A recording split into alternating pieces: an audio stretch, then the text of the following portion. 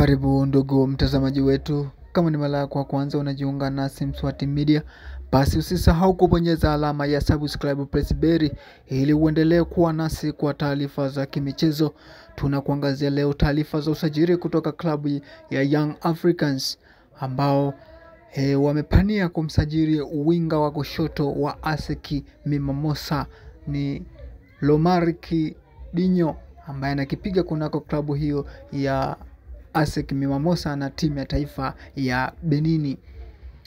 Mchezaji huyo ambaye anamilikiwa na meneja Zambwa, ambaye hivi karibuni meneja huyo Zambwa alikuwepo katika ardhi hii ya Tanzania.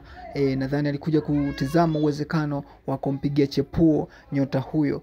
Inasemekana kwamba Zambwa anamiliki wachezaji wengi sana ndani ya klabu ya Young Africans, na mchezaji ambaye anaweza kumsimamia Zambwa ni mchezaji Pacome Zozo ambaye naye anasimamiwa na meneja huyo, lakini pia huyu Romaric Dinho ni mchezaji ambaye pia anamilikiwa na Zambwa.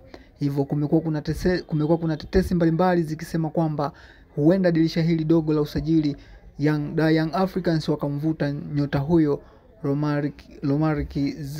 Romaric Dinho kutokana na uwepo wa meneja huyo katika nchi hii ya Tanzania na ukaribu zaidi wa viongozi wa Young Africans na kiongozi huyo anaye manage wachezaji hao.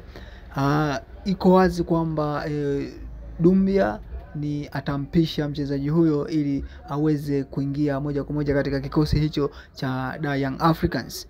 Lakini Romaric Dinho ni mchezaji ambaye ana mudu kucheza winga kushoto, lakini pia ana mudu kucheza kama final striker, yani standing striker namba 9. Basi ndugu mtazamaji wetu, endelea kubaki nasi kwa kubonyeza alama ya subscribe press bell ili wa kwanza kupata taarifa zetu. Asante sana.